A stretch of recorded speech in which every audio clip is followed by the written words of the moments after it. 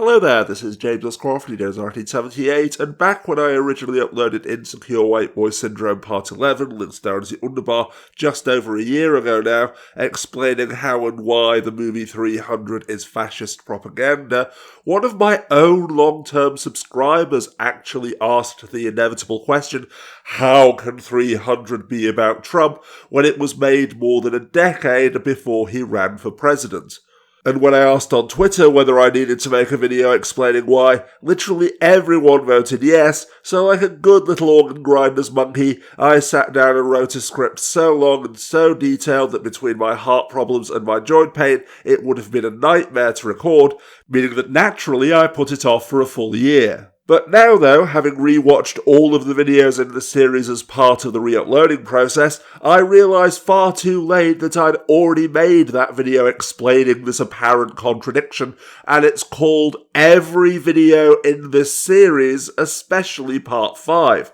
After all, one of the main defining points and messages of this entire series is that insecure white boys and their token supporters only ever have one message and one point, that whether it's vegans or feminazis, socialism or the globalist elite, meaning Jews, the EU or Black Lives Matter, immigrant caravans or Antifa, what white boys are afraid of at that particular moment in that situation is only ever a label for, a projection of the same paralyzing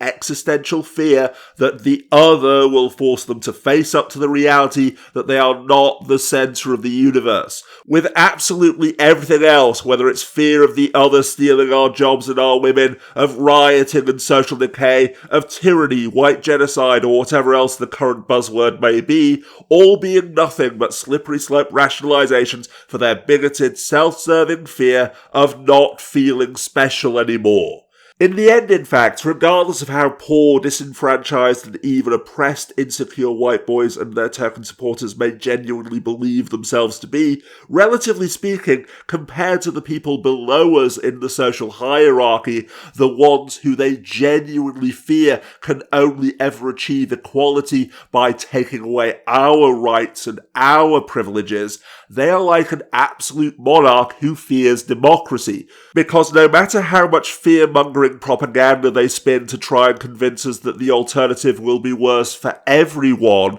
the bottom line is that they're afraid of losing their privilege, status and power. They're not protecting society, they're merely protecting their own place within it, depicting themselves as the noble and righteous heroes defending the kingdom from the evil invading horde, even when that supposed horde is just refugees in rubber dinghies or a hashtag immigrant caravan. Which brings us back to 300, a fiction onto which they project those same delusional fantasies, and the reason why I chose to dissect that specific work, as opposed to any other piece of fiction onto which insecure white boys and their token supporters project those same fantasies. Because although in their self-righteous ignorance, insecure white boys and their token supporters even project their childish good versus evil narrative onto Rorschach, and unironically idolize him in defiance of the fact that he is a deliberate satire and condemnation of insecure white boys.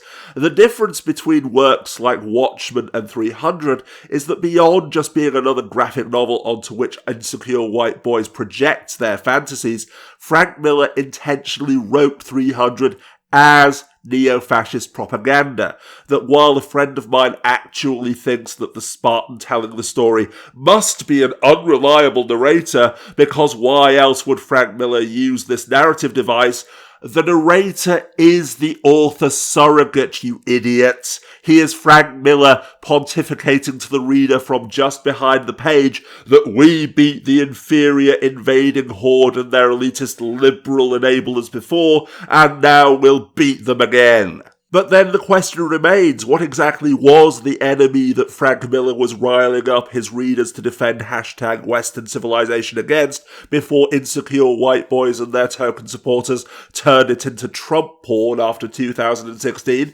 What exactly is the identity of the invading horde or their elitist liberal enablers as depicted as the Persians and their collaborators in the original graphic novel? Iraq under Saddam Hussein and the UN with George W. Bush as the hero. That only applies to the movie. So is it socialism, feminism, the Democrats, immigrants or Jews? As far as insecure white boys are concerned, those are all exactly the same thing, meaning that ultimately the bottom line is that it honestly makes no difference, just as it made no difference that Frank Miller set his neo-fascist fanfic in a revisionist cartoon parody of the Battle of Thermopylae as opposed to the Siege of Vienna or the Third Crusade. Because no matter how much they change the lyrics, the song is always the same. All of the myths and propaganda that insecure white boys and their token supporters spout and swallow is a recycled circle jerk. And so no doubt when Alexandria Ocasio-Cortez runs for president one day,